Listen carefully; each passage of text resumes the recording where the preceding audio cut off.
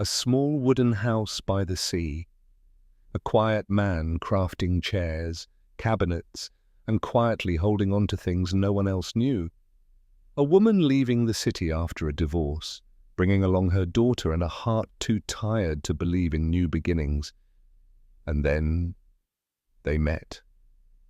Not to fall in love at first sight, but to relearn how to exist beside someone without needing to guard every part of themselves. Welcome to the channel. If you cherish stories that take their time, tender, thoughtful, and full of feeling, please subscribe and hit the notification bell so every time you return, you'll find a quiet corner waiting just for you. And now, step into the story. The place where you don't have to knock. A journey that's not spectacular, but just enough to make you believe there are places where you don't need to knock, and still you'll be welcomed in. Before the sun had a chance to rise, the town of Narragansett already smelled like fresh-cut wood. Not everyone noticed, but those who'd lived there long enough knew that scent always arrived before dawn, and it only came from one place, the old woodshop hidden at the end of Dusty Hollow Road, nestled behind a small pine grove, facing the sea. Thomas Sinclair woke before his alarm. He didn't use a clock, didn't need a phone. The wind slipping through the attic window was enough for the past 10 years. It was the only thing reminding him that another day had come. He washed his face with cold water, shaved with an old blade, buttoned a rough cotton shirt, pulled on frayed jeans, and headed straight to the kitchen. It was small and silent, lit only by the soft morning light spilling through a single east-facing window. The coffee maker gave 2 familiar clicks. Still working. Good. He poured a cup, no sugar, no cream, and stood by the window.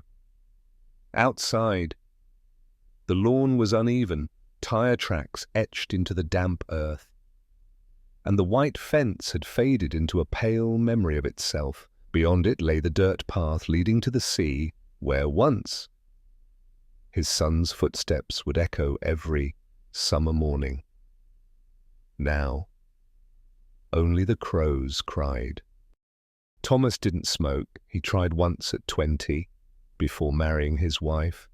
But when Helen smelled the smoke, she said just one thing. If you smoke, I won't sleep next to you. So he quit that very day. 10 years after Helen passed, the house still carried her traces, a dish towel draped over a hook, half-read books, missing pages, the old rocking chair by the window facing the lavender garden where she used to read Hemingway. Thomas never moved a thing. He just dusted, as if time itself would be too polite to intrude.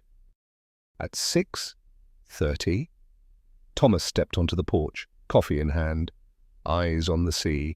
The waves rolled in, same as always, but inside him, the tide had long gone still. The workshop stood just 30 steps from the house, a separate wooden structure, painted grey, round windows, a slanted roof. Inside, lumber was stacked in careful columns, pine, oak, mahogany sorted by hue and scent. Tools hung with precision. No clutter. No dust. At the center, a 3-meter workbench bore a tiny scorch mark on the left corner, a scar from when his son Ethan once played with a blowtorch. Ethan died in a skiing accident in Vermont at 18. After the funeral, Thomas closed the shop for 3 months, took no orders, spoke to no one, left the house only to breathe. Then one morning, he heard the sound of wood falling, caught in the wind. No one else had placed that plank the day before, so he opened the shop, turned on the lights, and started over. But Thomas no longer built grand tables, wardrobes, or king-size beds. Now, he only crafted small things, picture frames, bookshelves, ring boxes, children's desks, things too small to hold people but heavy enough to hold memory. He tied on his leather apron, played classical music through the cassette speaker, took a piece of oak, and began to measure.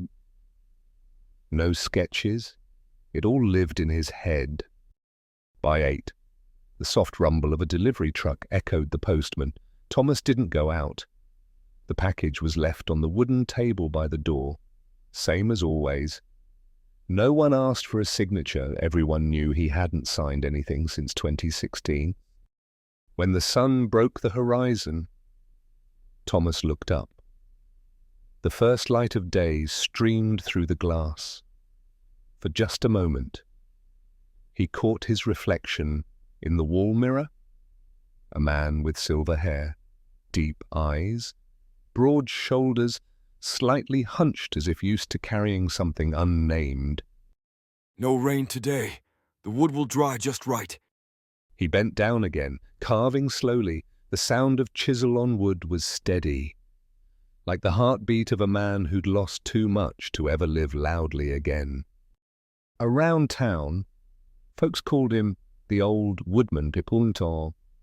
No one knew he was once the top architecture student at Connecticut State in 1990. No one knew he once designed a wooden bridge over the Hudson just because his wife liked evening walks.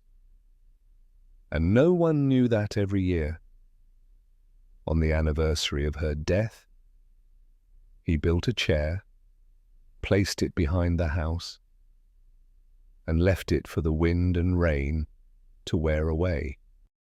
Each chair was an apology never spoken. At 9 o'clock, he turned off the saw, removed his goggles, wiped his brow, and stepped outside. Across the white fence, the house next door seemed to have new tenants. A van's engine cut off. A young girl called out to her mother, and a dog barked happily.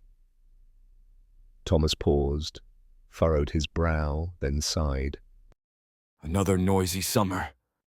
He turned back, stepped inside, and closed the door.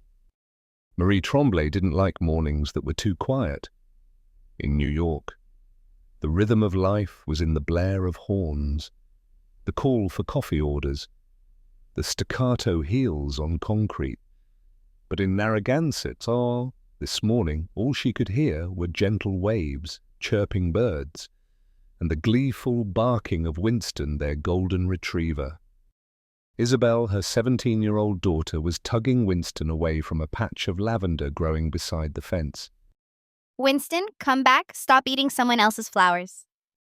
Marie stood in the middle of the yard, hands on hips, hair tied high, a loose white tee, and dusty cut-off jeans.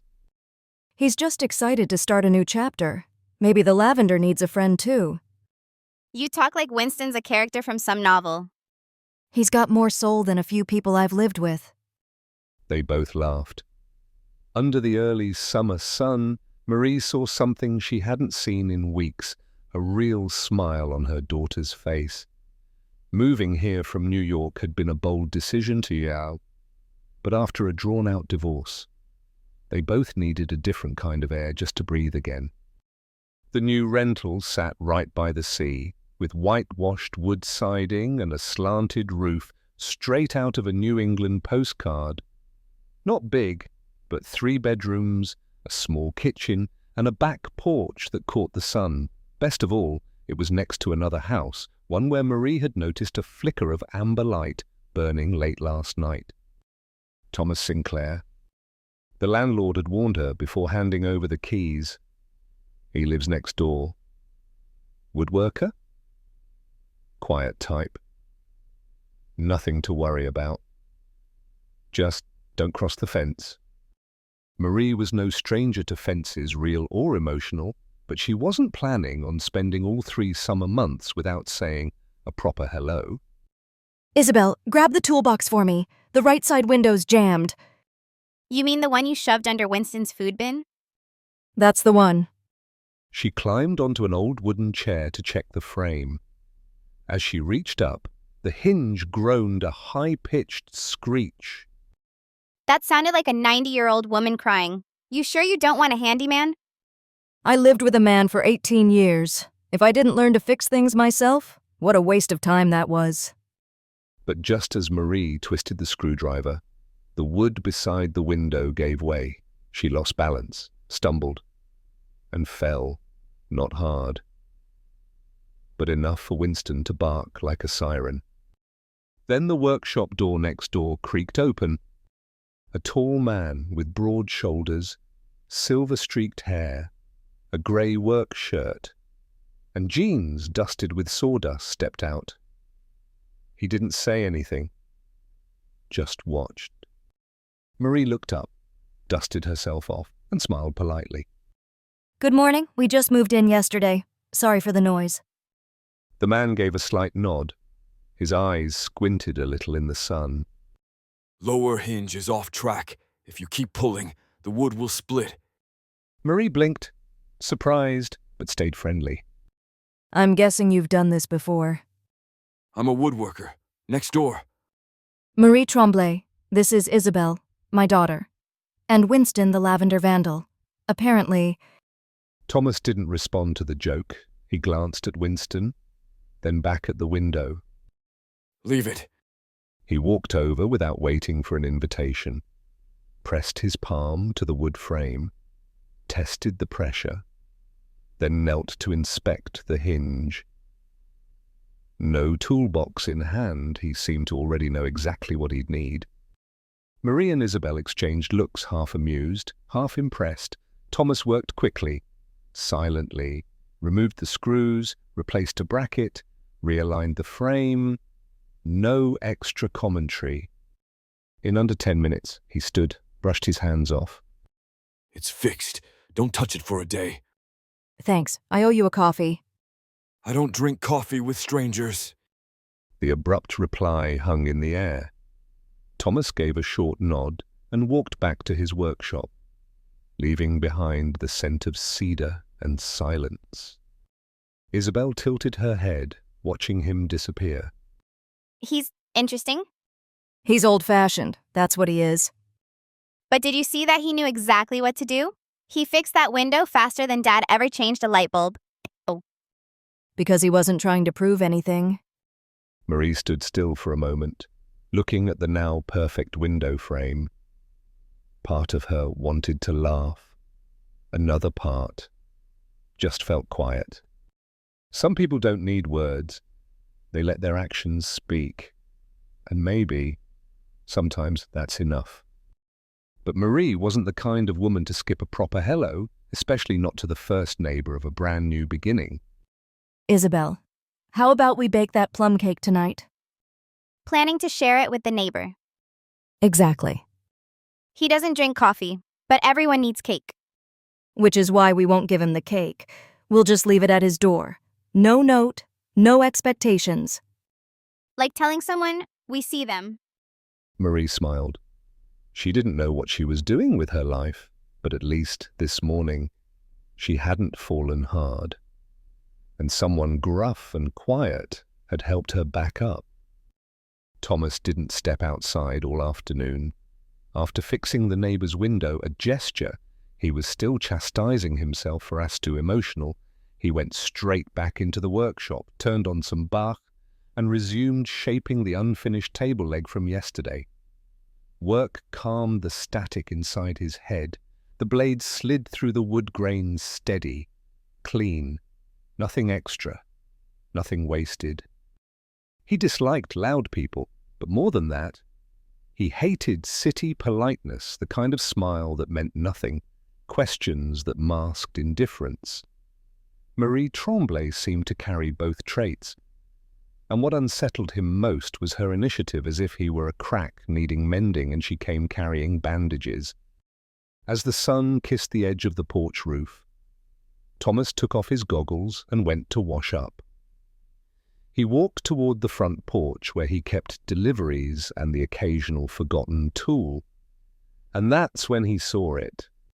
A plum cake, neatly boxed in brown paper, tied with twine. No note. Thomas looked around.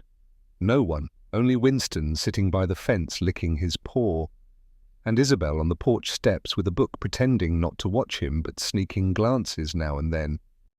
He didn't touch the cake, just stared for a long while.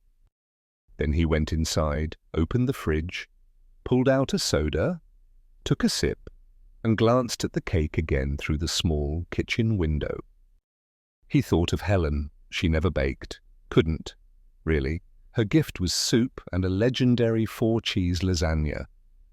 But once on his 38th birthday, she'd bought a plum cake from the corner bakery, set it on the table with a single candle, and said, You're the first person who ever made silence feel safe.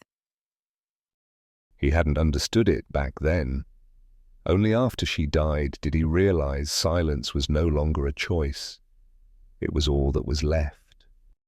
He opened the door, bent down, picked up the cake.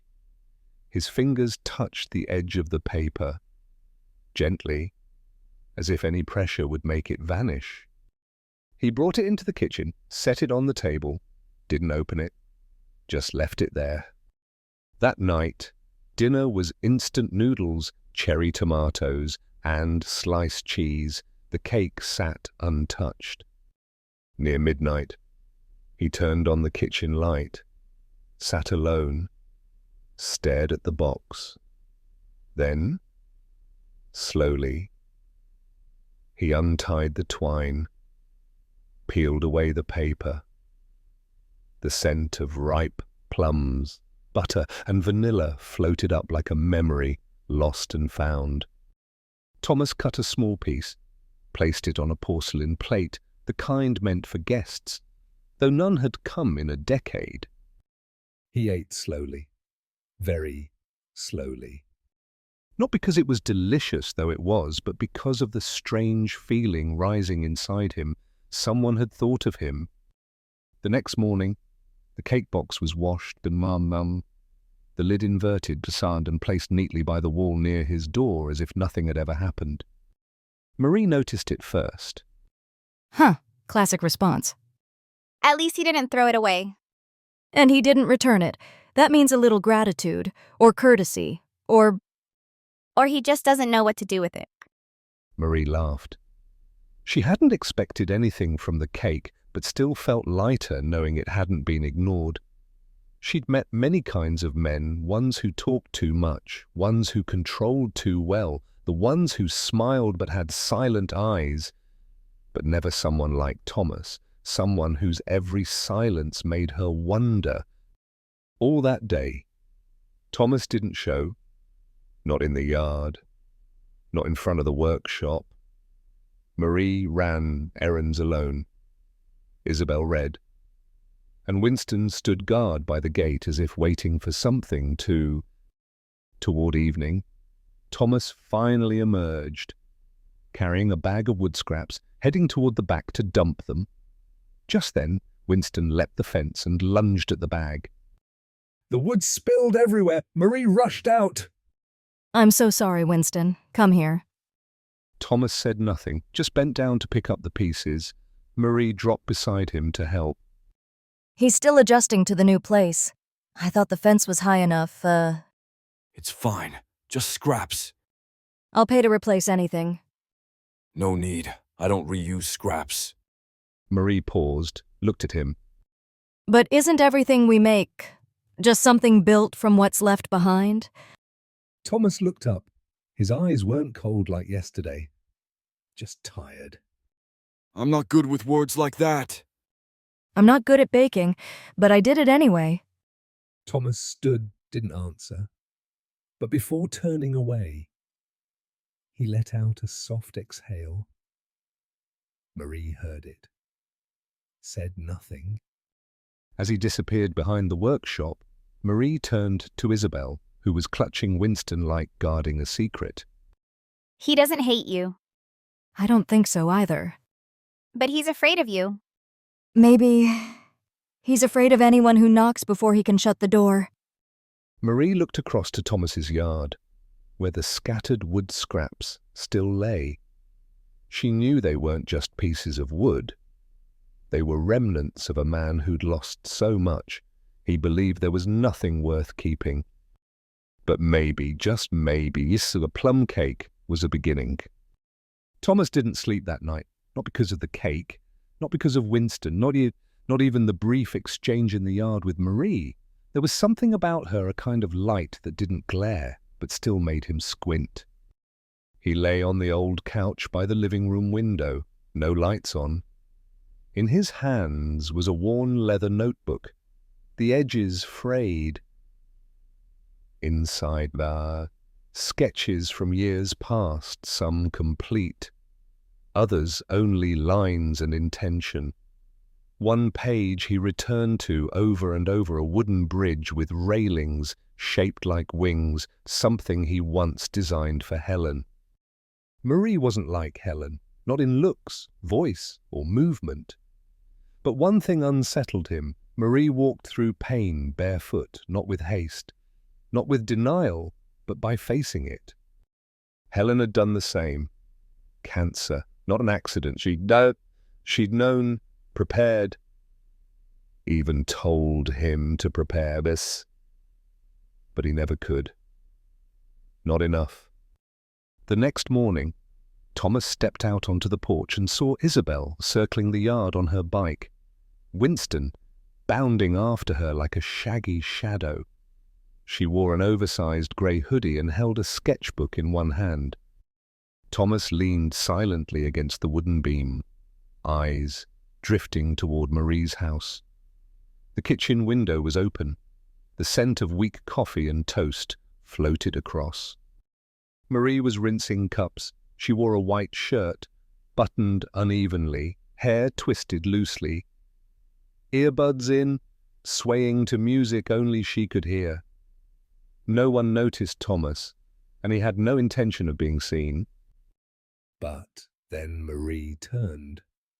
Her eyes met his, not forced, not shy, just a calm acknowledgement, as if she'd known he was there all along. Morning. Thomas froze, gave a short nod, then turned away. Inside, Marie slipped one earbud down. She looked out toward the yard where Thomas had stood. Her brow furrowed. Gently. Not because he was rude, he wasn't, but because his gaze was the kind of look worn by someone used to disappearing from others' view. He was looking at you, I saw him. but not like how other men look. I saw that too. Did it make you sad? No, it felt accurate. Accurate how? Like it struck something I haven't quite named. That day, Marie decided to redo part of the small kitchen. She couldn't stand the faded green wallpaper or the wobbly old cabinets. She came back with laminate planks, simple tools, and started measuring exactly the kind of imprecision Thomas would silently disapprove of. Just as she was wrestling with a hinge, a figure appeared outside the kitchen window. Thomas, empty-handed, not smiling. Wrong type of screw. It'll split the wood if it gets damp. I'm not a professional. I can tell. So you're here to judge. No, I'm here to lend the right screws. A beat of silence, Val. Then Marie let out a short laugh, not loud, just a sigh that made sound. Hand them over. Thomas passed 3 small screws through the window frame. Marie took them, her fingers brushing his. He didn't pull away. Didn't linger either. Thanks. When working with wood, don't force it. Let it guide your hands. Like people... No, people are the opposite. Marie nodded. No more questions. Later that afternoon, as she hung laundry behind the house, she saw Thomas sitting outside the workshop, carving a simple circle into a small piece of wood. Isabel sat a few feet away, sketching him. She hadn't asked permission, But Thomas didn't object. He's got Grandpa's chin, but his eyes, they're like no one else's. Are you able to capture his spirit? No, I don't know what he's thinking yet, but I can draw his sadness. That's a start. Marie looked at Thomas. He didn't move much, didn't speak. But his eyes, they were always moving, as if trying not to be caught feeling something. She thought, some people come into your life not because of fate, not because of chance, but because you've grown quiet enough to hear them arrive. And maybe this time she'd grown quiet enough. Sunset in Narragansett wasn't like anywhere else Marie had lived. It wasn't loud like New York, nor cold like Vermont. And it didn't carry the grey heaviness of late afternoons from a marriage already in decline. Here, the sun sank into the sea like it was closing its eyes after a long, tired day. And the ocean whispered back like it was trying to soothe something only nature could understand. Isabel sat on the front steps, legs hooked over the wooden railing, hugging her sketchbook. Marie brought out a mug of herbal tea, sat beside her, and gently draped a shawl over her daughter's shoulders. Cold.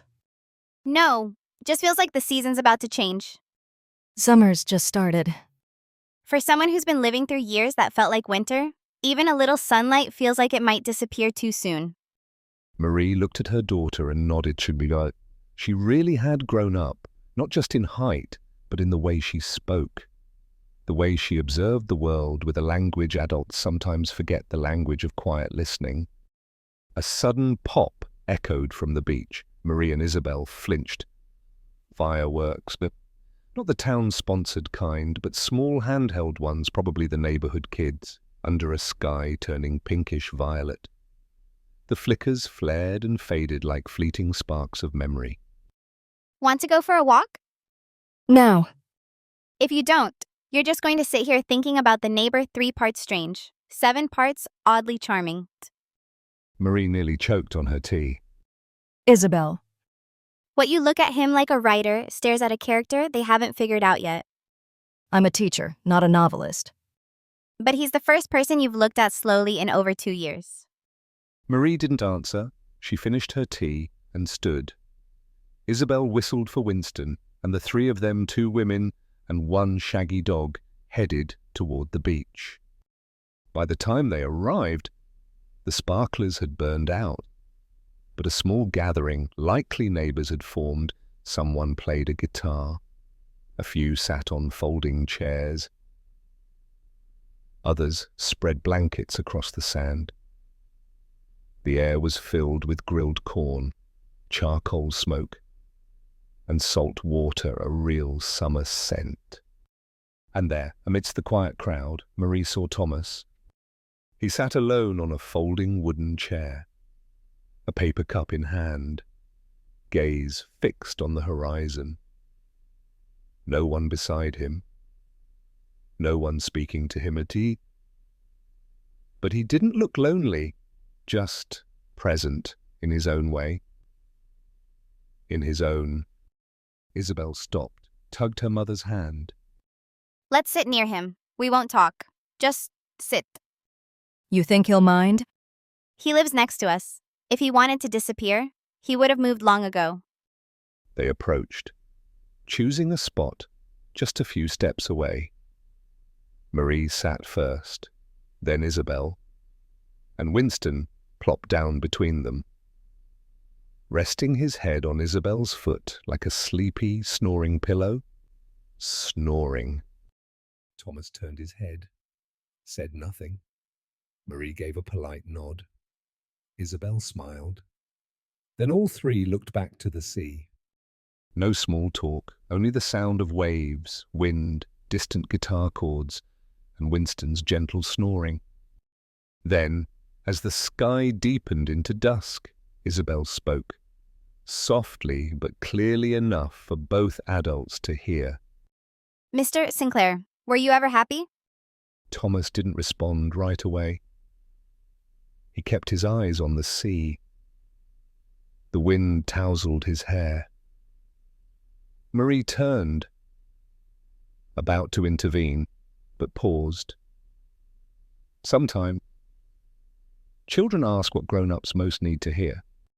After a while, Thomas answered, his voice low, like it had been pulled from the deepest corners of memory.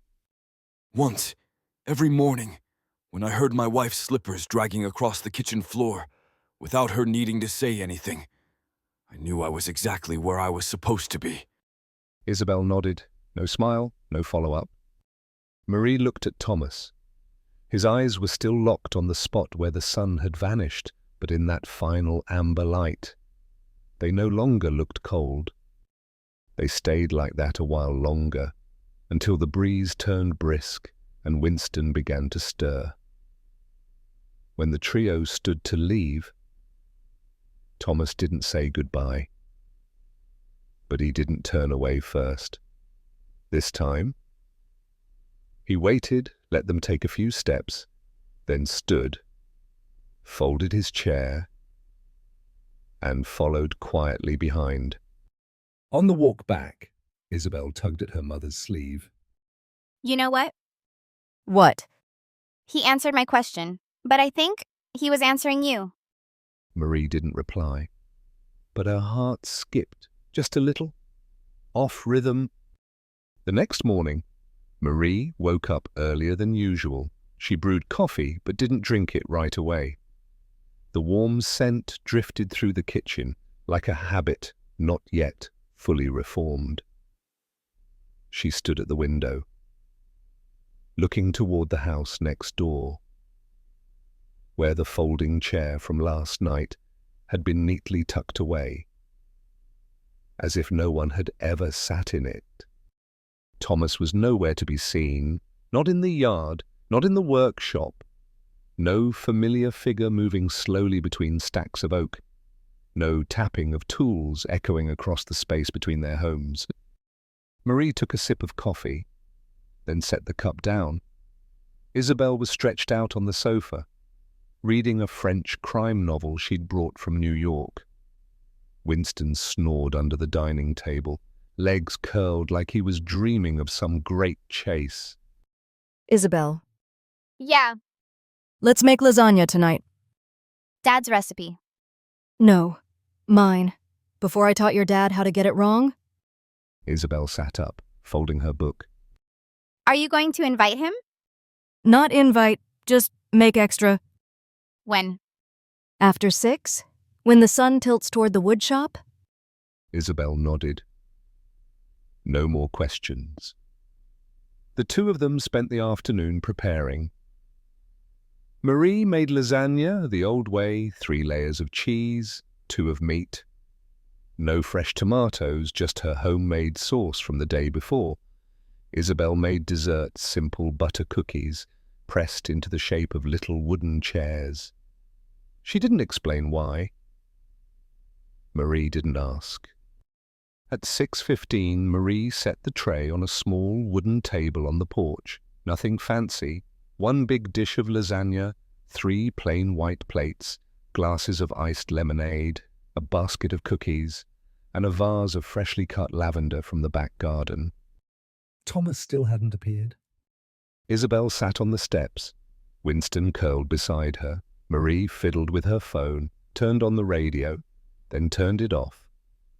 The air settled like a windless sea. At exactly 6:32, the shop door opened. Thomas stepped out, wiping sawdust from his hands with a rag, wood shavings still clinging to his shirt. He stopped when he saw the mother and daughter sitting at the table on the porch, not saying a word, not looking directly at him. Marie looked up. Their eyes met. A small nod. I made too much. Isabel eats like a bird.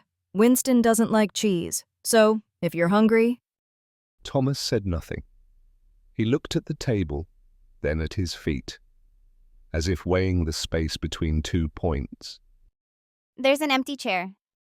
Thomas walked over slowly, didn't step onto the porch, Just stood near the edge, Marie understood. We're not inviting, we're just leaving the door open.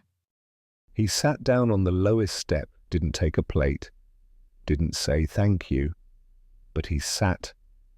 And for Thomas, that meant something. Isabel poured the lemonade. Marie plated the lasagna, handed it to him. He took it with both hands, as if holding something delicate. They ate in silence, only the clink of cutlery on porcelain, Winston sniffing the scent of meat, and soft piano drifting from the radio filled the space. By the third bite, Thomas spoke, not looking at anyone. The cheese isn't salty. That's good. I'm afraid of salt, and some memories have enough of it already. Thomas paused mid-chew. Isabel smiled but didn't laugh. Winston shifted his position. A few moments passed before Thomas spoke again. Helen liked this dish, but she couldn't make it. I learned for her. Took me a month just not to burn the cheese. Helen was your wife. Thomas nodded. No explanation needed. Marie nodded back. No further questions. Do you still cook? No, I make other things now. Simpler, easier not to remember. Marie said nothing. She understood. Some meals weren't about taste, they were the shape love used to take. And when love is gone, the dish becomes a form of grief. After dinner, with only cookies left on the table, Isabel pushed the basket toward Thomas. I made them.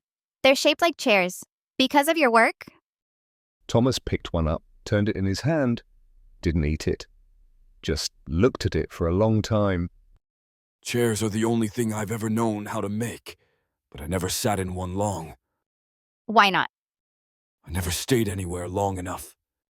Marie placed her hand in her lap, gave it a soft squeeze. No reason. Just to remind herself that her heart still beat, still listened, still felt. Thomas stood as the sky darkened. He placed the untouched cookie back in the basket, nodded to them both. Thanks for the food. I'm not used to eating with people. You don't have to get used to it. You just have to eat. He turned to leave. Before disappearing into the workshop, he paused. That was the first dinner I haven't eaten alone in 9 years. I think that counts for something. And then he was gone. Marie looked at the empty chair where he had sat. Isabel picked up the last chair-shaped cookie, bit off a corner. You know what, Mom?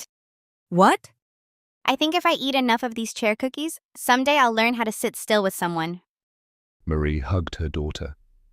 The two of them stayed there a little longer. The gentle Narragansett night fell around them, and an uninvited dinner had become something without a name, but deeply felt by everyone present. Mornings in Narragansett began with the wind whispering through porch beams and waves tapping gently against distant rocks. Marie didn't wake because of sound, but because of the scent of fresh wood.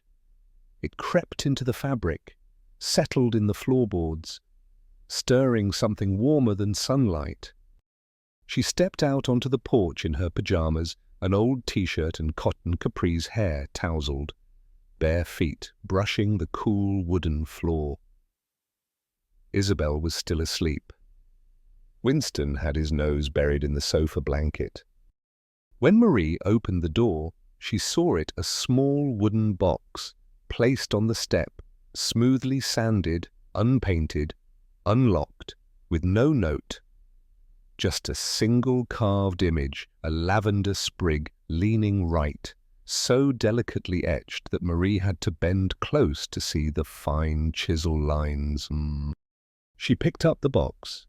It was light, as if it held nothing but present. Inside, there was no cake, no message, just a small keychain made of young oak shaped like a tiny door, carved with 3 interwoven letters, Marie, Isabel, Tremblay. Marie stood there for a while. Her fingers touched the wooden keychain. Her chest felt hollow, like someone had gently knocked on a door she'd kept shut. When Isabel woke up, she found her mother setting the box on the kitchen table beside a coffee mug and the local newspaper. Who sent that? Our emotionally unavailable neighbor? No note. Not a single word. Sounds like him? Words can lie, actions don't. Isabel picked up the keychain, turning it under the morning light. He remembered our last name. And capitalized Tremblay. What does that say? That he doesn't hate us enough to ignore it? Marie laughed, then paused, her tone turning thoughtful. It's not hate, it's caution. He's like a museum guard of memories. Everything's in place, polished, and untouchable. But last night, he sat down to eat. And today, he left something with our name on it. For him, that's practically a parade. Marie picked up the box again, breathing in the soft scent of oak.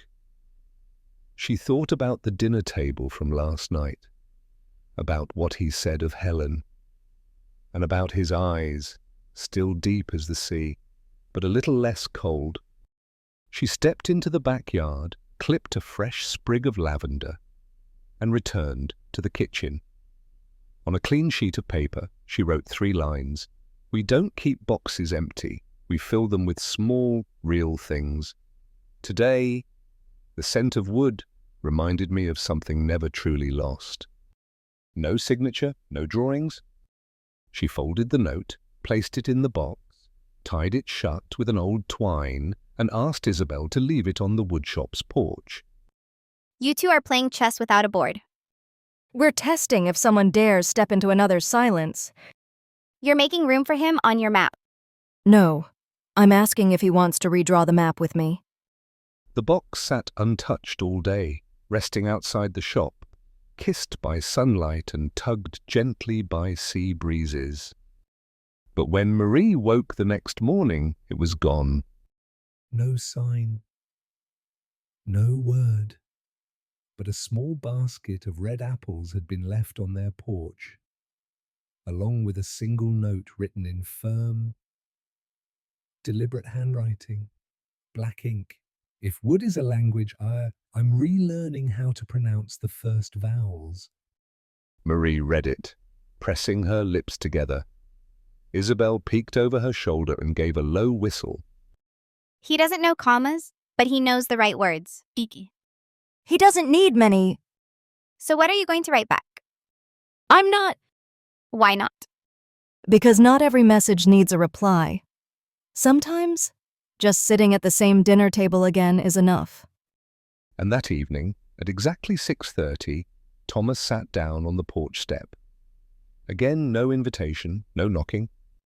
Dinner that night was spaghetti and the story of how Thomas once botched a client's kitchen cabinets and ended up rebuilding the entire kitchen himself over 3 sleepless nights without charging a dime. No one talked much, but the space between Thomas's step and Marie's porch had grown shorter by 1 small step.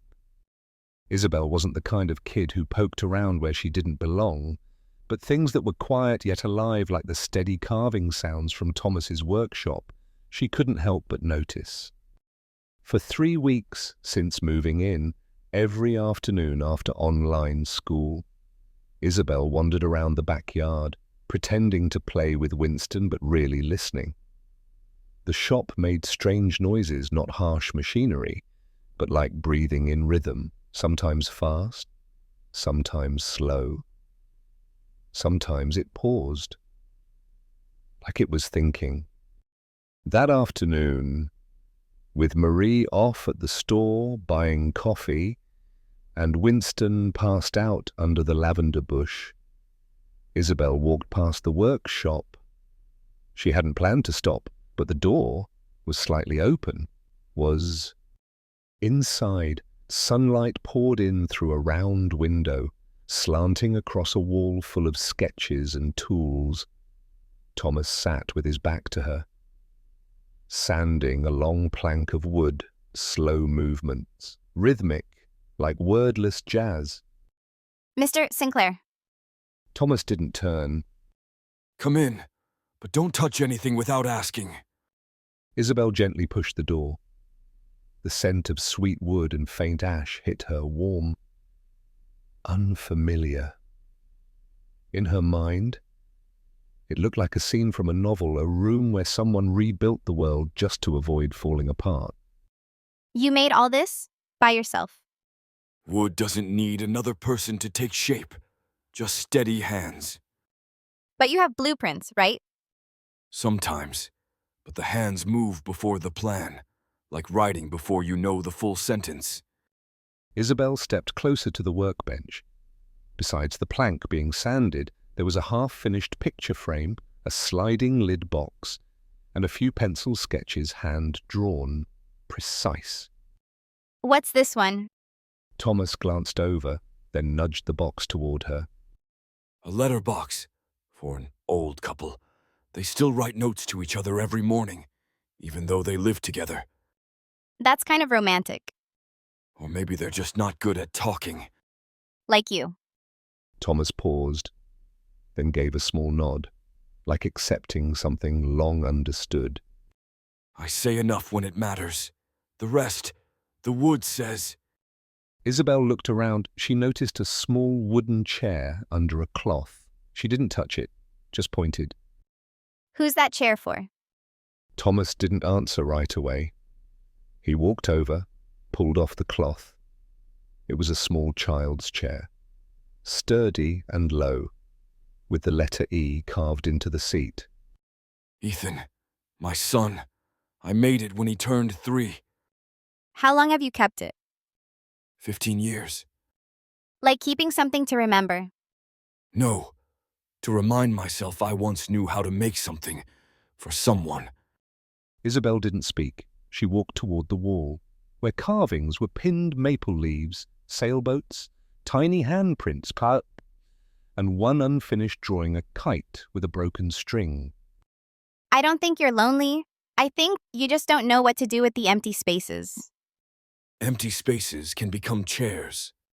And if someone sits in it, Then it's not empty anymore. Thomas placed his hand on Ethan's chair, then let go. For the first time, he looked directly at Isabel.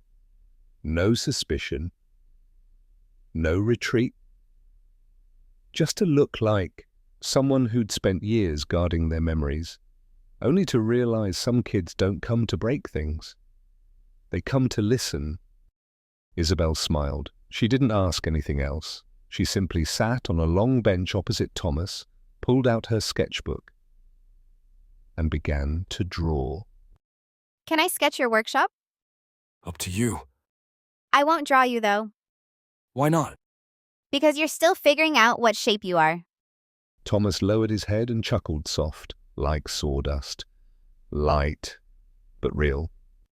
Marie returned from the market with 2 paper bags full of greens, spaghetti, and a few red apples. She liked shopping in person, even when she didn't feel like it. Even with online delivery available. There was something grounding about picking out bunches of herbs, smelling fresh bread, hearing vendors chat with regulars. It made her feel like she still belonged somewhere. On the walk back, she passed by Thomas's woodshop. The door was ajar. From behind the lavender bushes, through the soft, golden light, she saw a scene that made her pause. Isabel was inside, sitting on a long bench across from the work table. Her sketchbook lay open in her lap, head tilted as her pencil danced across the page. On the other side, Thomas carved wood, quiet, focused. No one spoke. No music. No small talk.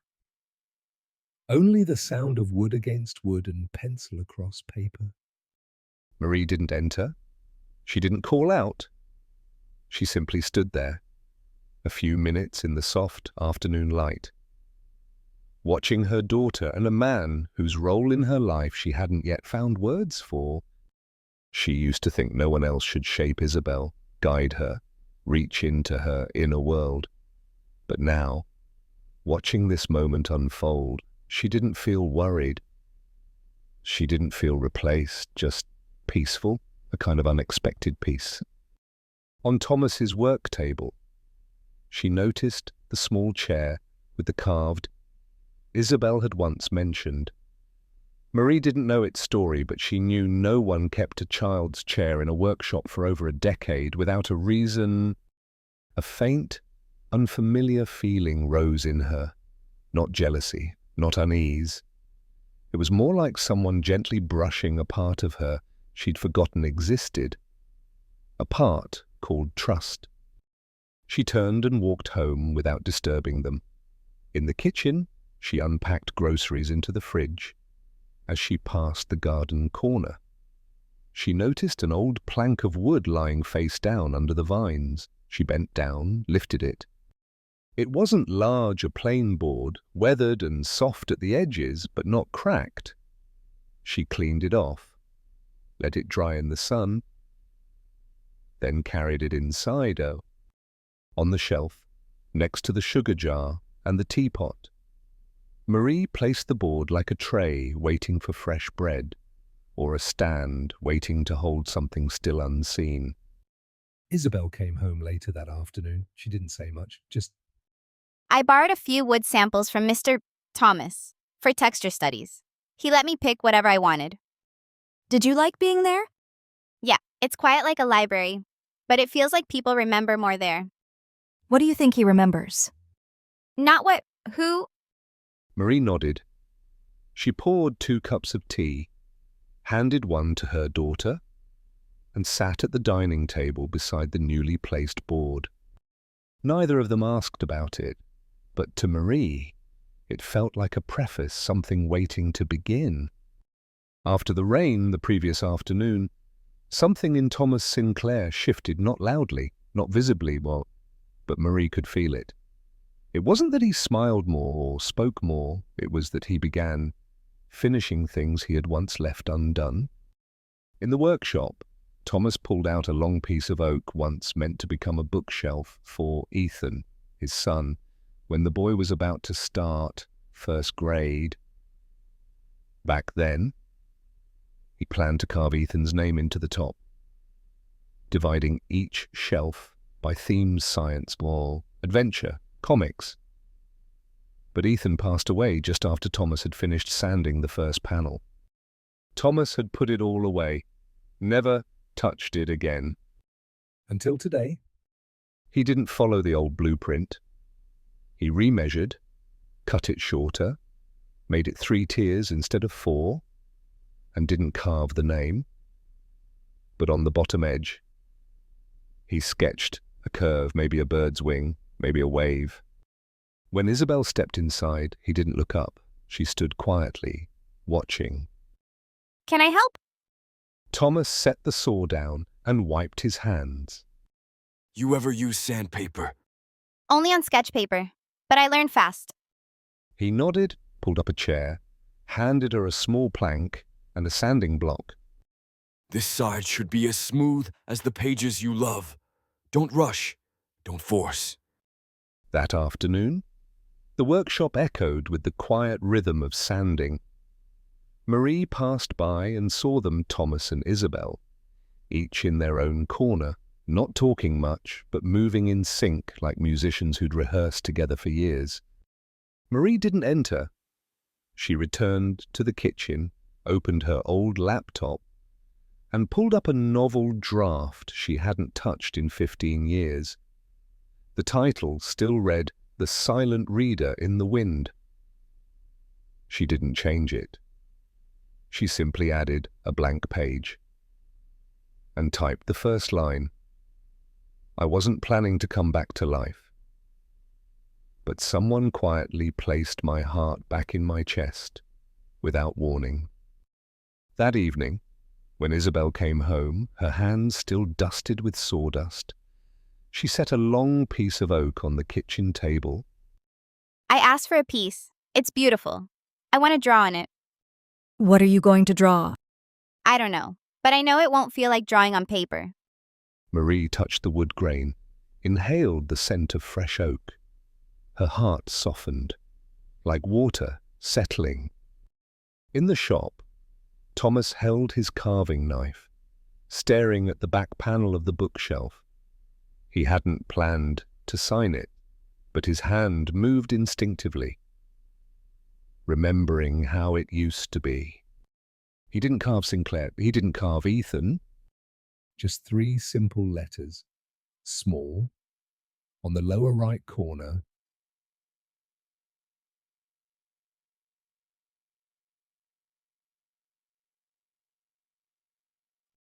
Marie, Thomas, Isabel.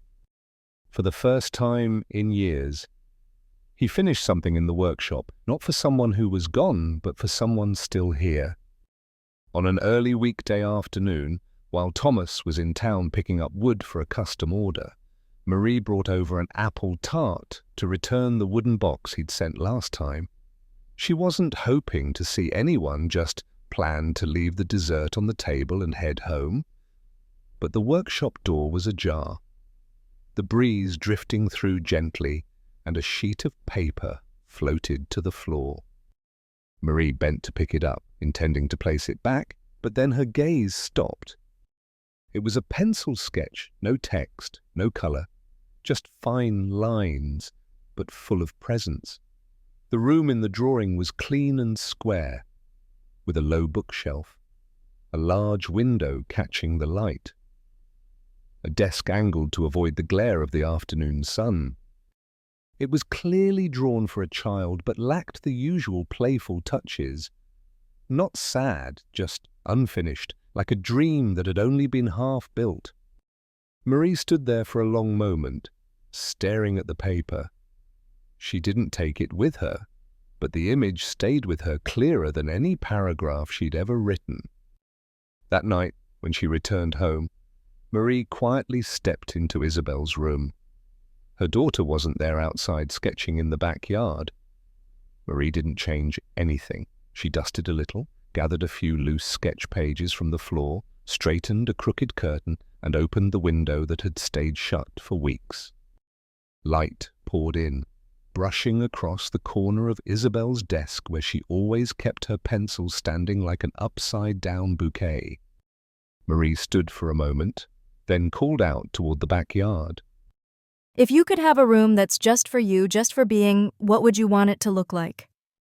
Isabel didn't answer right away, but when she did, it sounded like something she'd thought about for a long time.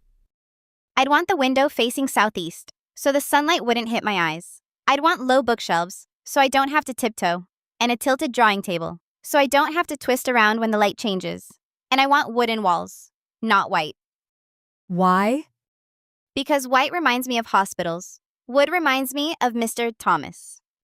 Marie didn't reply.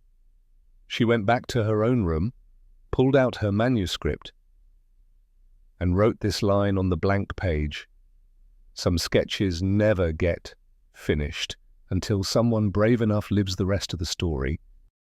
The next day, when Thomas returned to his workshop, he found an envelope on the center table. Inside was the old sketch, the one he thought only he remembered, and a single line written in violet ink. Maybe this time, dear, you can finish it for someone still living.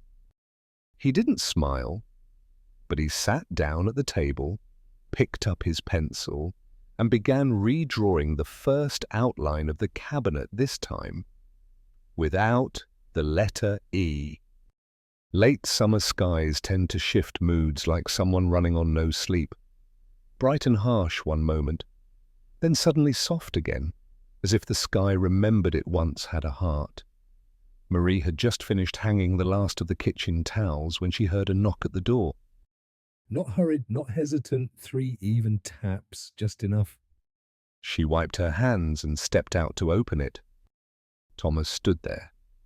The sunlight cut across his shoulder, casting a long shadow on the porch floor.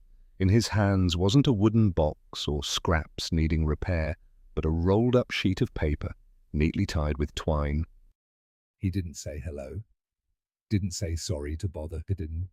He just looked at her, then held out the drawing. I revised it. It's not the same as before, but I think it's ready for someone new. Marie took it. Her fingers brushed against his, not for long, but long enough to feel his skin was warm. Not from the sun, from tension. Do you want me to look at it now? No, I want to ask you something first. Marie tilted her head slightly. Ask what? If I rebuild that room, would you let me into your and Isabel's world? It wasn't the tone of a man seeking permission. It was the voice of someone offering a piece of himself and fearing rejection, not out of pride, but because he'd waited too long to find the courage to ask. Marie didn't answer immediately. She opened the door a little wider. Come in. Tea's on. Her kitchen still held the scent of cinnamon and lemon from Isabel's cookies the day before. Thomas sat on the chair across from the stove, hands folded neatly in his lap. He wasn't used to sitting here, but he didn't look uneasy. Marie brewed the tea, quietly. The only sounds were boiling water and the soft clink of a spoon. When she placed the cups on the table, neither of them rushed to drink. She unrolled the drawing and spread it across the table. It was the same room, but redesigned, the window now wider, a pull-out shelf added. The desk set lower and angled slightly to the left. In the margin, written by hand, was one small line, not for the past, but so the present has a place to live. Marie looked at the drawing, then at Thomas. You changed the lighting in the room. Because Isabel's left-handed. I saw the way she leans when she sketches. You noticed that. I've learned to see what people don't say. A silence passed. Then Marie spoke. Softly. I used to have a kitchen in New York. Big, white, clean, gleaming. But no one ever laughed in it. Every meal felt like a silent press conference. I used to think, if I died there, it'd take 2 days for someone to notice. Thomas looked at her. No pity. No, or I'm sorry, well, just listening. Marie took a sip of tea, continued. I once wanted to repaint that kitchen yellow, or red, or anything not white. But I didn't. I thought, maybe my husband wouldn't like it.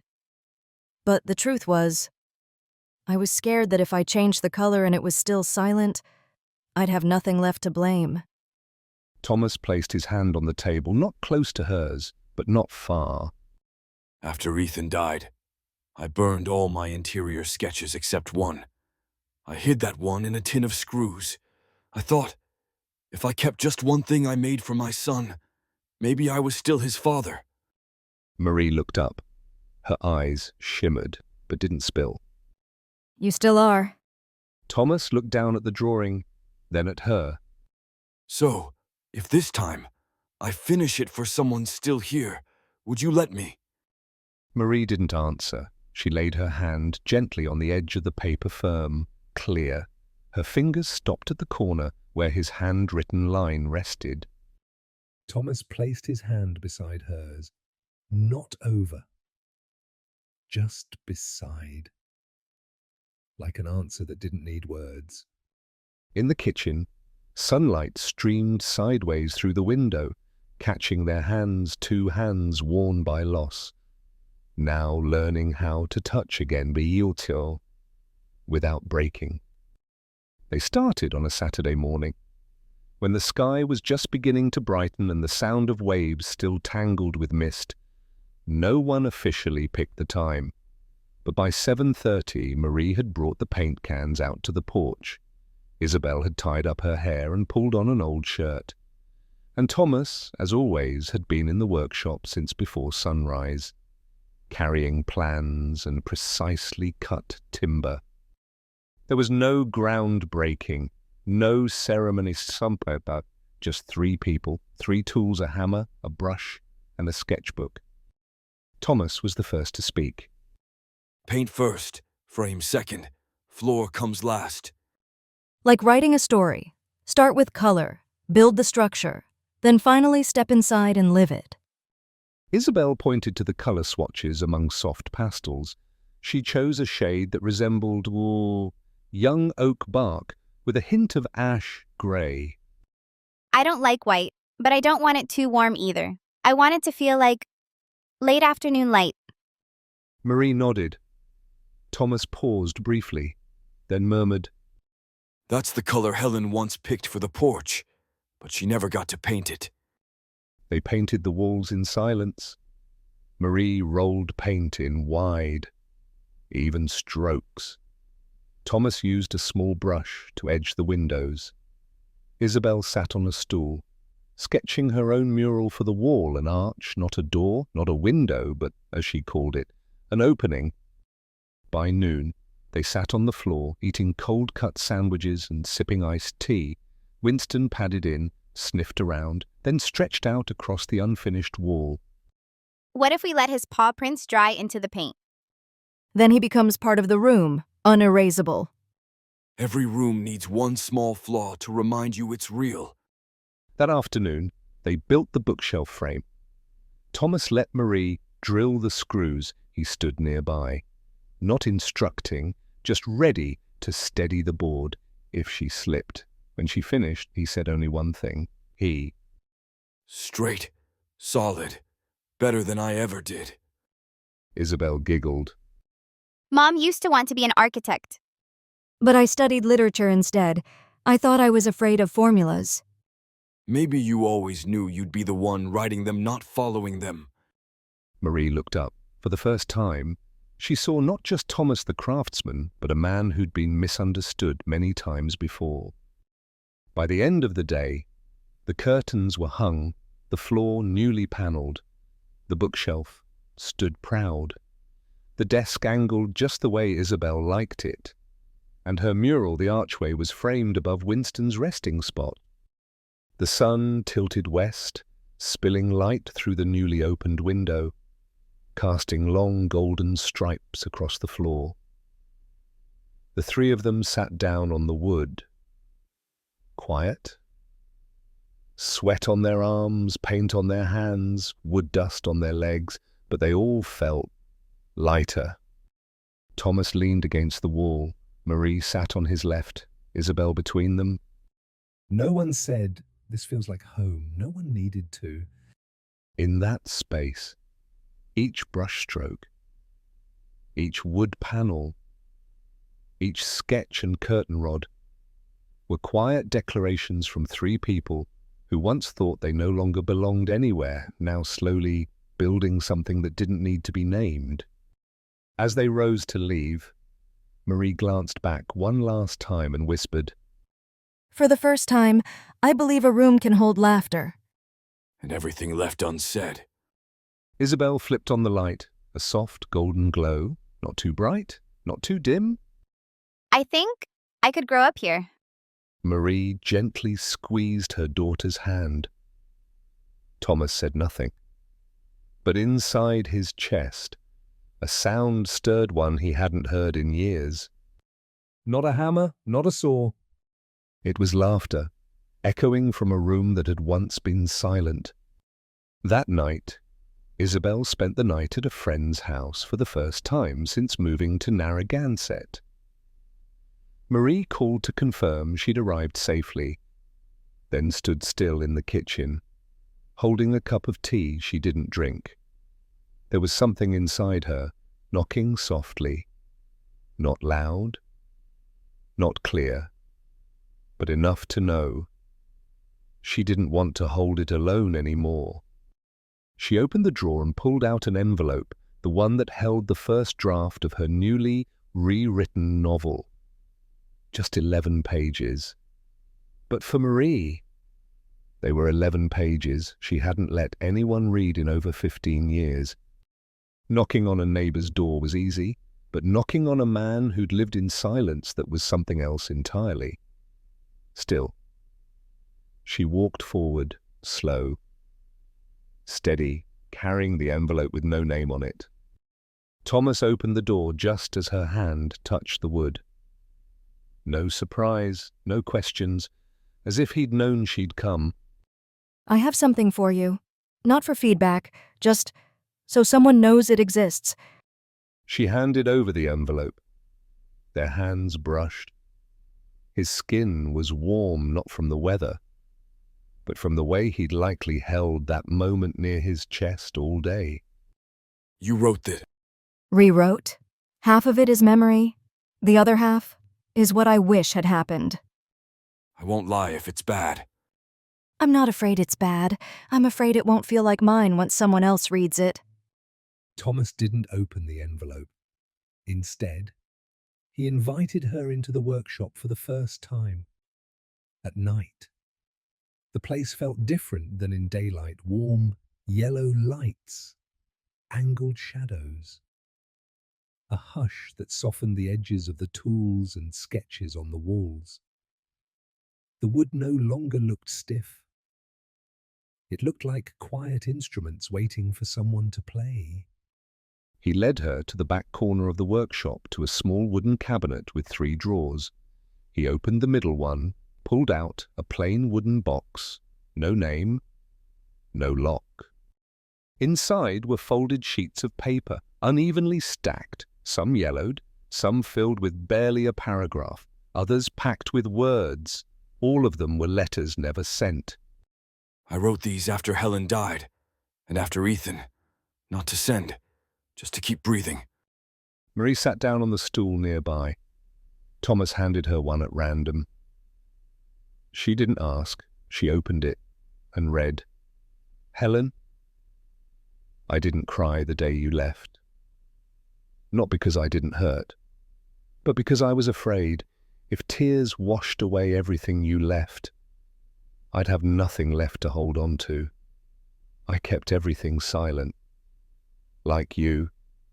But now I'm starting to hate silence, Marie, because no one understands it anymore. Marie read slowly. The words weren't polished, but they were real, as if Thomas had written them not to be understood, but just to survive. How many letters like this? Almost 50. One for each day I didn't know what else to do with myself. Did you ever think of burning them? Many times, but it always felt like I'd be burning someone's voice calling my name before I had a chance to answer. Marie looked around the workshop. This wasn't just a place for wood. It was where Thomas once spoke only to himself, where memories lived in objects, where sound returned when every voice had gone. Voice. So, what will you do with them now? I don't know, but tonight, I thought, if I keep your manuscript near my bed, and you keep one of these near your desk, then at least neither of us is writing alone anymore. Marie smiled softly, warmly, without defense. She picked one of the letters, folded it, slipped it into her coat pocket. Thomas placed her envelope on a wooden shelf near his bed, not opened, not read, but placed with intention. No one said thank you. No promises were made. But when Marie left the workshop that night, she knew for the first time in years, someone would read her, not to edit, not to judge, just to know she existed, just. And Thomas, for the first time in hundreds of nights, would fall asleep not just to the echo of sawdust in his head, but to the voice of someone rewriting a life from the softest kind of ashes. That morning, Marie woke up later than usual. The sky looked bleak, not because of clouds, but because the wind blew in the way it does when something unwelcome is on its way. She poured herself a cup of tea, opened the kitchen window, and let her gaze fall toward the sea, like she always did. But then her phone rang. An international number? France, Saint-André Hospital. Marie knew instantly. The nurse's voice trembled, but was clear. Your father suffered a stroke this morning. He's stable now but unconscious. We need a family member to make decisions regarding long-term care." Marie didn't cry. She just gripped the mug handle until her knuckles turned white. She had never been close with her father, a strict, cold man who hadn't spoken to her once during the year she married an American. But he was blood. And he was the last living piece of her mother who had died of cancer when Marie was barely 20. She didn't have a choice. She knew, but her heart wasn't ready to leave. Isabel walked into the kitchen, hair still messy, eyes still sleepy. Mom, what's wrong? Grandpa had a stroke? In France? Yes, the doctor said I should fly over soon. She didn't say long-term care. She didn't say stay. But Isabel understood. They sat in silence for a long time. The scent of yesterday's plum tart still lingered in the kitchen, but neither of them felt hungry. Are we going? I need to think. Marie began to gather her books, her teaching materials. She opened her manuscript, placed her hand on the unwritten page, but the pen wouldn't move. Outside, Thomas was sawing wood. The machine buzzed steadily, not loud, but today, to Marie, it felt like it cut through her ears. She stepped onto the porch, stood there, didn't call, just looked. Thomas glanced up. Their eyes met. He knew. He turned off the saw, took off his safety glasses, and walked over. What is it? My father, in France, stroke. I have to go. How long? They don't know. Could be a few weeks. Could be... She stopped. She couldn't say months, couldn't say might not come back. Isabel. She doesn't want to go, but she won't let me go alone. Thomas was quiet. Then he spoke, not questioning, not pleading, not blaming. If you go, I'll wait. Not because I have no other choice, but because for the first time, I want to wait for something I'm not sure will return. Marie turned away. No tears fell, but her chest felt like stone. I'm scared. Everything's just starting. Some things, even if they start late, are still worth seeing through. They didn't hug, but the look between them held like a thread, thin, untangled, but never broken. That night, Marie packed. Thomas left a small package on her doorstep, a sliding lid box made of oak. No name carved, no note. But when Marie opened it, inside were 3 items. A copy of the sketch of Isabel's new room, a small piece of wood with a faint burn mark, and the wooden keychain with the initials M.I.T. At the bottom of the box, a slip of paper. I don't need you to promise you'll return. I just need you to know you've never once stepped outside the place I most wanted to keep. Marie hadn't set foot in France in 8 years. The last time was for her aunt's funeral, where her father also came, but said nothing. They made eye contact for just a few seconds. His gaze hadn't changed cold, direct, as if he wanted to bend all emotion into order. But today, inside the ICU of Saint-André Hospital, she saw those same eyes closed, motionless, surrounded by wires and IV lines, and she no longer felt anger. Isabel stood beside her, gently holding her mother's wrist. She had never truly known her grandfather, just a name in a passport. But in that moment, seeing Marie so still, so pale, Isabel understood no one is strong enough to stay composed when someone they once resented lies there, fading out of this world. The hospital room was so quiet. They could hear the ticking clock, the smell of antiseptic, the rhythmic hum of the ventilator. the harsh white light on glossy tile, all of it whispered to Marie, "You no longer have time to postpone what you feel." An older nurse came in to change the IV bag. She paused when she saw Marie. "Nurse, you're Marie Tremblay." Yes, nurse, he talks about you sometimes. Marie froze. I thought, nurse. He doesn't speak much, but every time I turn on the radio, he says, "My girl likes Chopin. Don't change the station." He never opens letters, but he keeps a few old photos in his drawer, and one letter, never sent, still sealed. I think it's meant for you. The nurse led her to a small office behind the ICU. From a steel drawer filled with sterile documents, she pulled out a clear folder inside it. A yellow envelope with Marie's name handwritten in black ink. Marie opened the letter. Her hands trembled. Her eyes traced each word like uncovering a piece of herself, long buried Marie. "I'm not good at writing. Especially not to a daughter I never knew how to hold when she cried.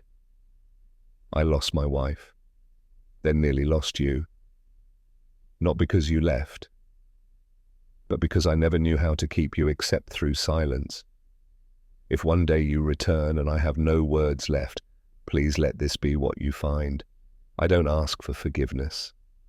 I just want you to know, my love was never perfect, but it was never missing." Marie folded the letter. She didn't cry. But Isabel saw something she'd never seen before her mother, silent all the way through. Mom. Marie didn't turn to her. She kept looking toward the ICU door, where her father lay like a crumbling statue. But when she finally spoke, her voice no longer held the edge of pain. I think I've forgiven him, not because he changed, but because I no longer need his apology to feel peace. That night, in a small hotel room near the hospital, Marie sat by the window. Her laptop was open, but she didn't work on her novel. Instead, she opened a new document and wrote a letter. It wasn't long. It wasn't poetic. Just, honest Thomas, today, I saw myself in the eyes of a man closing his, and I realized we don't always have time to wait for love to arrive at the right moment. I don't know how long I'll be here, but if your door is still open when I return, I promise I won't leave again. Not unless you're leaving with me. She didn't send it, not yet, but she saved the file under one title not sent, but never hidden. In the days without Marie and Isabel, Thomas realized that silence no longer felt the same. It used to be a coat he wore to keep the world from touching him. But now, silence was just the leftover space, after a warm sound had disappeared. He still woke at 6. Still brewed coffee or still opened the workshop doors. But when the chisel struck wood, there were no light footsteps by the fence. Boom. No soft barks from Winston, no bright voice shouting, "I'm just looking, not touching." Thomas never asked the neighbors how long Marie had been gone. He didn't write, didn't speak of it.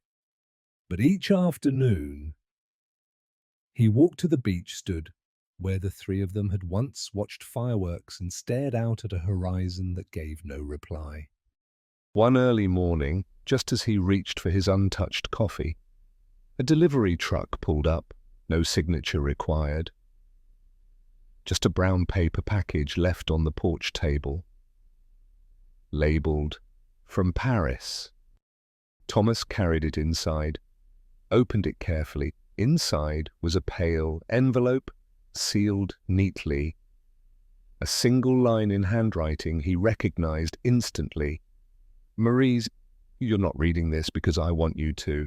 You're reading it because if I don't share this pain, I'll keep carrying something that no longer belongs to me. This is the last piece I needed to forgive the rest. I'm ready to begin again." Inside was a copy of a hand-written letter. The handwriting slanted, shaky, but firm, clearly a man's. Thomas read. Each word rang like a bell he'd long avoided hearing about how fathers can love without knowing how to show it. About how children sometimes have to forgive, not to change others, but simply to keep going themselves. He set the letter down, looked out at the yard. The morning light hit the same floorboard where Marie had once stood, wiping her hands after painting Isabel's new room. Thomas walked to his workshop, opened a drawer, pulled out an old sketch of a mailbox, one he'd once started for Helen but never finished. Back then, it was meant to hold unsent letters, but now he wanted to make it again, not to store, but to receive. For 2 days, he cut, carved, sanded, polished. No reused design. This time, the box had a sliding wooden door, brass hinges, and on top, an engraved arch, just like the one Isabel had painted on the new room wall. Below that, 3 small letters, M-I-T, the same as the first bookshelf. No one knew what he was building. He didn't ask for help. But on the third morning, Thomas carried the finished box to Marie's porch and placed it carefully on the wooden ledge. He didn't leave a letter inside, no note. Just a small wooden chip, etched with a single line. This time, I'm hiding nothing, and you, if you return, won't need to knock. Then he walked back to the workshop, sat at his bench, didn't start the machines, didn't pick up a chisel. He opened Marie's manuscript, the one she'd once left for him, and began reading it from the beginning. For the first time, not as someone who had written, but as someone who had finally understood.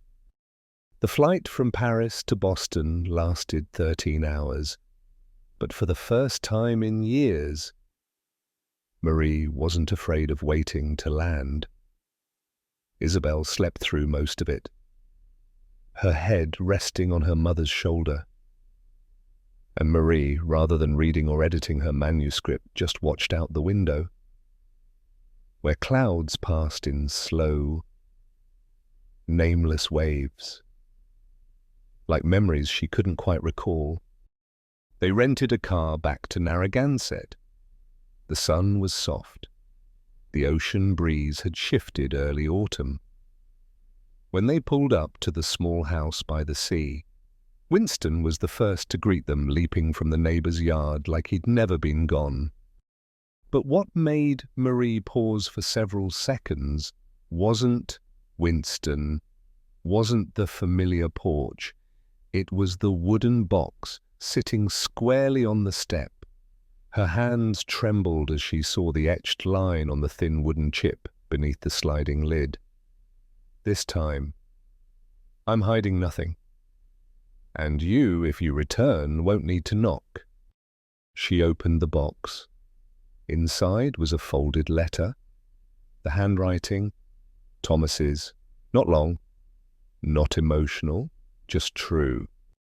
Marie, I didn't count the days you were gone. I just counted the mornings your window didn't glow with light. This mailbox, I once built it to hold unsent things. For someone no longer here. But now it sits here, ready to welcome something real, a person still alive. A feeling not too late. A heartbeat that hasn't broken. If you don't return, I understand. If you do, I don't need reasons. I just need you to know this time. You don't need to knock.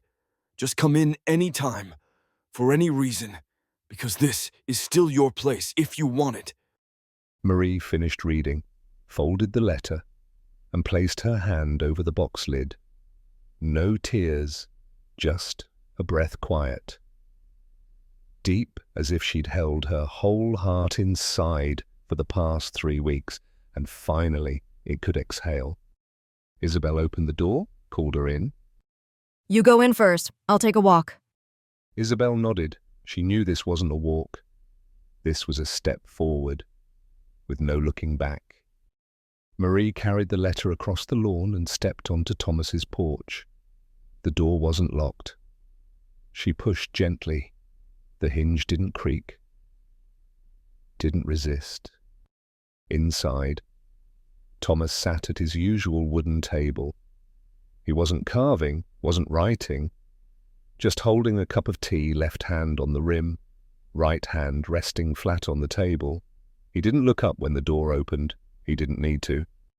Marie walked in, didn't speak, didn't announce herself. She placed the letter on the table next to his hand. Thomas looked up. Their eyes met. For the first time, nothing needed to be confirmed, proved, or explained. Marie stepped behind him, placed her hand gently on his shoulder, soft, as if pressing harder might cause the past to crumble. But Thomas didn't shift. He raised his hand and placed it over hers, not gripping, not pulling. Just holding as if he were finally holding something he once feared he'd lose. Outside, the ocean sighed softly. And inside that small wooden house, there were no more questions, like, What are we? no answers were needed. They both knew neither of them was a stranger anymore. Early morning in Narragansett. The wind slipped gently through the window, carrying the scent of sea salt and the soft chill of early autumn. Marie woke before the alarm, not out of worry, but because something inside her had stopped needing to brace against peace. She stepped into the kitchen, turned on the oven, washed her hands, and began making hazelnut cookies. Her mother used to bake them on Sunday mornings, back when her father still spoke to the family tongue, back when life still held a shape one could easily call love. As the first batch came out of the oven, Isabel wandered in hair tousled, wrapped in a soft sweater, holding the ceramic mug her mother once bought at a flea market. She said nothing, just opened the cupboard for tea and began setting the table as if this had always been their rhythm, their shared habit since forever. At exactly 8 o'clock, soft footsteps sounded on the porch. The door was unlocked. No one knocked. Thomas walked in grey shirt, holding a bundle of dried lavender, as if he had saved it since yesterday just to bring it this morning. Winston scrambled out from under the table. Running to greet him, Isabel laughed. He remembers your scent better than mine now. Because I don't work in a wood shop. Because I used to share my lunch with him, every time you two didn't notice. Marie placed the tray of cookies on the table, then sat to Thomas's left. Isabel sat across, sketchbook in hand, eating and drawing a room, 3 people, 1 dog, no clear faces, just postures and light filtering through a window. If someone asked me, what is family? I'd probably just show them this sketch. But it's unfinished. That's exactly why it's real. Family is never finished. Thomas didn't smile, but his eyes met Marie's and she knew. Something inside him had just been quietly lifted. The meal passed slowly, warmly. They didn't talk about big things, just mentioned Winston stepping in a box of nails, the wind tugging the curtains last night, a batch of cookies that turned out too crisp. But every gesture, pouring tea, wiping hands, passing plates, said one thing clearly. None of them felt like a guest in each other's life anymore. After breakfast, Thomas stood and looked at Isabel. Want to finish that frame from last time? Yes, but I want to do the carving. Can you carve? If he lets me use real tools. Thomas nodded without hesitation. Today, you carve. Just don't scratch your hand. I'll carve gently, like trying to hold on to something I haven't found words for yet. The two of them headed out. Marie washed dishes, wiped the table, then sat down, opened her laptop.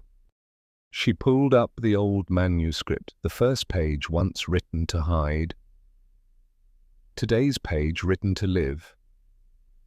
I don't need a proper ending.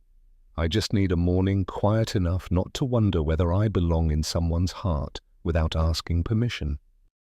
And inside that small kitchen, by the old window frame, the sound of typing rose again, not the rhythm of escape, but the rhythm of someone finally writing her life for the first time without hiding any of it. The afternoon in Narragansett stretched out in soft golden light, as if the sun knew today didn't need to shine too brightly. The wind wasn't strong, but enough to lift strands of hair and press light sweaters close to the skin. Marie walked slowly along the shoreline, her left hand holding the strap of a canvas bag filled with leftover cookies from the morning. Her right hand loosely intertwined with Isabel's fingers. To her right, Thomas walked half a step behind, not because of age, but because he always let others go first if they needed to look forward. They said nothing at first. Only the sound of waves accompanied them. Each crash whispered, "I arrived, blah, blah, blah. I will leave, but I am not lost." The breeze carried salt, not sharp, but like a reminder of what once hurt, but no longer cuts. Isabel was the first to speak, her voice low but clear. If tomorrow didn't come, what would you leave for me and Mom? Thomas paused, not because he was startled, but because the question reached a place he hadn't yet named. I don't think much about tomorrow. I spent too long living in yesterday. But if you had to leave something, He looked down. His feet left prints in the wet sand. Waves washed over them, then pulled back the footprints still there. Faint but real. I'd leave the workshop, not because it's worth anything, but because inside it is everything I never managed to say out loud. Isabel nodded, as if she understood more than her age should allow. what about you, Mom? I'd leave the manuscript I'm writing. Not because it's good, but because I've written it with the heart I kept hidden for 10 years. They stopped near a large rock where Isabel had drawn for the first time when they arrived in Narragansett. She sat down, took a stick, and sketched an arch in the sand like a doorway and wrote 3 letters inside it. If tomorrow didn't come, I'd leave this. Not because it's a family, but because it's the one thing that made me stop choosing between parents, past, or fear. Thomas crouched, looked at the letters, then at Marie. You once asked what I feared most. I didn't know then, but today, I do. What is it? Not being brave enough to live truthfully before someone I love leaves. Marie didn't answer, but she brushed the sand lightly beneath the letters, not to erase them, but to let them settle. Not too deep, not too fixed. She understood some things must be left to wind and water to decide their fate.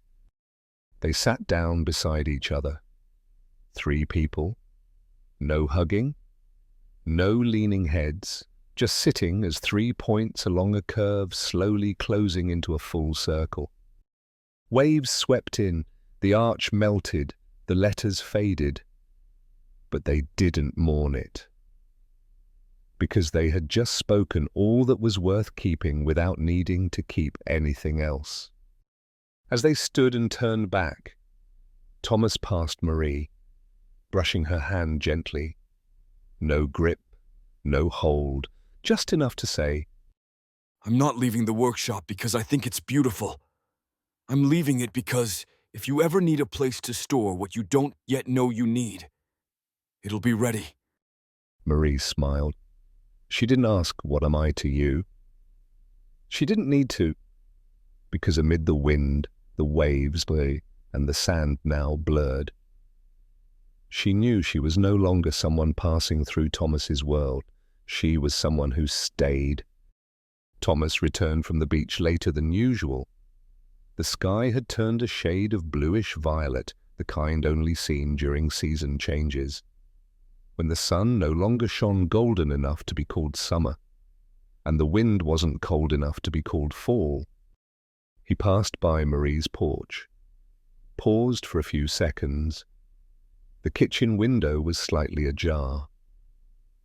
Warm yellow light spilled out, and Winston's soft bark echoed faintly. Inside, Marie's voice was telling a story, and Isabel was laughing. Thomas didn't knock, didn't linger. He simply nodded once, then walked back to the woodshop. The workshop door closed behind him. The desk lamp cast its light on a wall full of sketches, but Thomas didn't look at them. He walked straight to the reserved lumber rack, selected a thick, smooth piece of oak saved from the best batch, once meant for a project that never happened. He placed the board on the work table. No sketch, no measurements, no plans. This time, he wasn't building for someone else. This time, he didn't consider aesthetics, function, or anyone else's emotions, or this time the chair was for himself. He cut, chiseled, joined, sanded, as meticulously as always, but each movement carried a certain slowness, no longer urgent, as if, in crafting this chair, he was peeling back layers of himself, the craftsman who always built for others, the father who lost a son, the man who lived by never asking for anything. The chair had no high backrest. The seat had no carved patterns, but on the rear rail, where one's back would rest, he carved a single line. I once never sat down, afraid no one would wait for me. Now I sit because I've chosen to stay. When the carving was done, Thomas wiped his hands, lifted the chair, and placed it at the center of the workshop. He didn't sit right away. He brewed a cup of tea, set it on the shelf near the window, then he returned and sat. Light angled through the window, brushing across his shoulders. Ocean breeze drifted through the cracks, carrying the scent of salt and fresh oak. There was no one else in the shop, no voice calling his name. But for the first time in his life, Thomas felt he could be still without needing to hide. He closed his eyes, not to sleep, but to listen, to the hiss of rising steam, the wind, and the slow rhythm of his own heartbeat. He didn't need anyone to confirm this was home, didn't need a label for what he meant to someone, didn't need to explain where he was going, because for the first time, he had done the smallest yet hardest thing he had never allowed himself to do. He sat down and chose to stay. Rain had started at noon, not heavy, just fine. Steady drops tapping gently against the porch roof and stone-paved yard like someone knocking softly on the quiet corners inside Marie's chest. She had baked apple bread that morning, not for any reason in particular, just because the kitchen smelled like memory, and she needed something warm to keep her from thinking too much. When the loaf cooled, Marie wrapped a small piece in cloth, placed it in a bag, and walked over to the woodshop like so many other days. She didn't knock, didn't need to, but today the door was slightly ajar. The desk lamp was on, the room quiet. On the work table lay a neatly written note. I'm walking around the yard. Come in. Marie smiled. That voice in the handwriting was Thomas. She pushed the door open. The scent of oak and peppermint tea lingered in the air. But what made her pause was the new wooden chair set in the middle of the floor, no carvings, no varnish, but solid, warm, and still, like a man deep in thought. She walked over, ran her hand along the frame. The wood was smooth. On the back rail, a line of small carved letters, fine, but clear. I once never sat down, afraid no one would wait for me. Well, now I sit because I've chosen to stay. Marie froze. Her heart skipped, not out of surprise, but because every word felt like something Thomas had written on her behalf. Something she'd never named, the feeling of being willingly waited for, not out of obligation, not out of avoidance, but out of choice. She didn't sit, just placed her hand on the seat. Her palm warmed slowly, as if the wood still held the heat of the man who shaped it. Footsteps echoed from the wet gravel outside. Marie turned. Thomas stood there, hands empty, shirt damp, hair speckled with rain. You made this chair, but for who? Thomas stepped inside, stopping 2 paces away. For the only person I've never built anything for myself. Marie nodded. Her hand still rested on the chair. Then, softly, I've walked through many homes, lived with many people, but no one's ever kept a place for me like this. Did you need someone to keep it?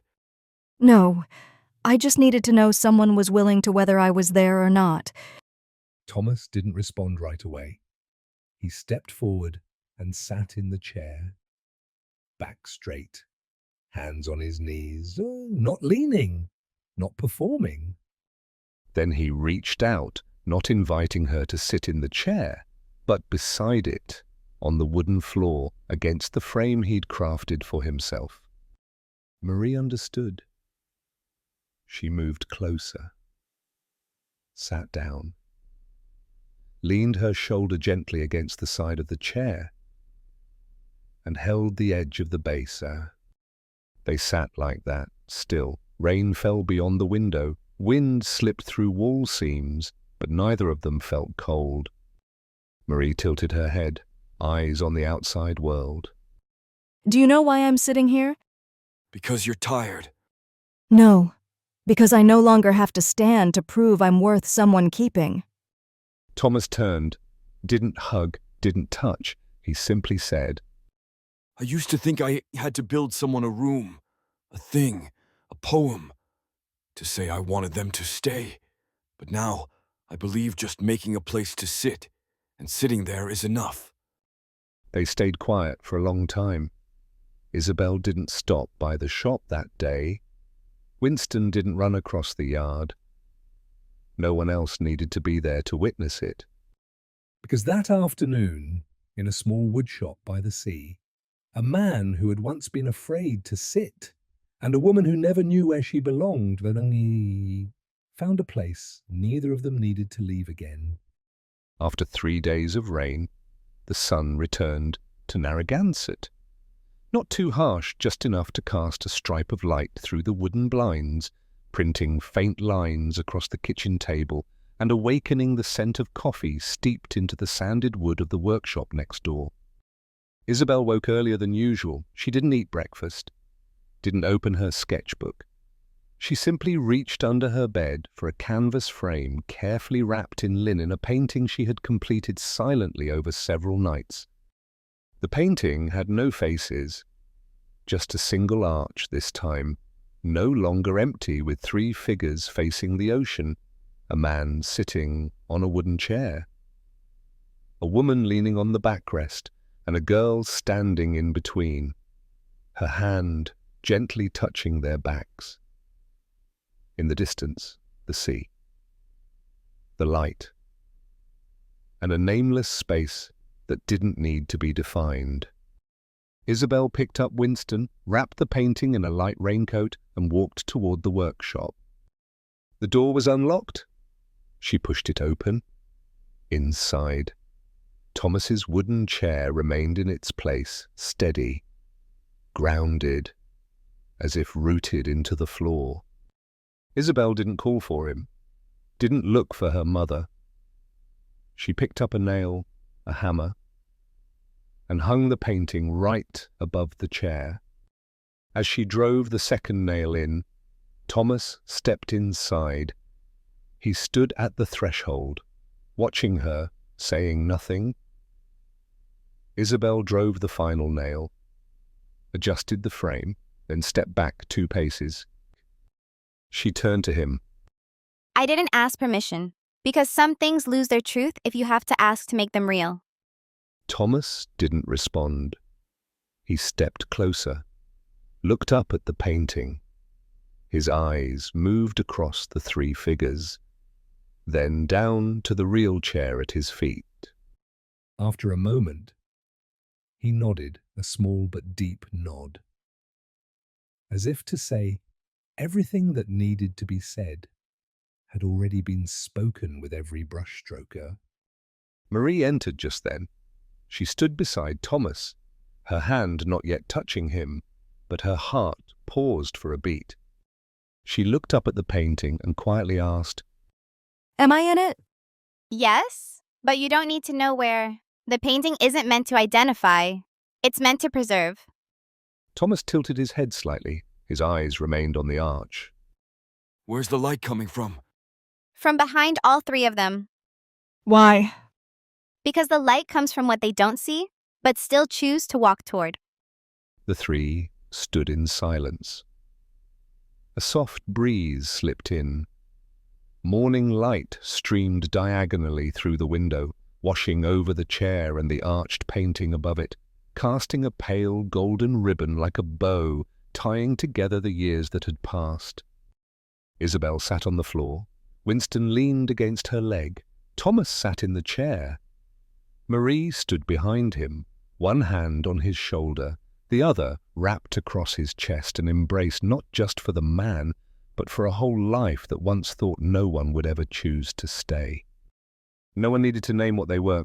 No one needed a definition. Because they knew some things don't need to be bound to exist. They only need to be real enough not to vanish, even if never held tightly. And on that morning, inside a quiet little woodshop, a nameless family chose to stay, not by blood, not by paper, but by how they held each other day by day, breath by breath, gaze by gaze. Their story didn't end with fireworks, no weddings, no dramatic goodbyes followed by grand returns. Just a quiet morning, a wooden chair carved with honest words, and 3 people choosing to stay, not because they had to, but because they wanted to. Thank you for walking with me all the way to these final lines. If this story made you pause for a moment, if it made you think or feel a little deeper, leave a single dot in the comments so I'll know you were here, you were listening. Don't forget to subscribe and hit the notification bell so you won't miss the next story, where feelings are the only thing that never need permission. See you in the next tale. Wishing you a peaceful evening.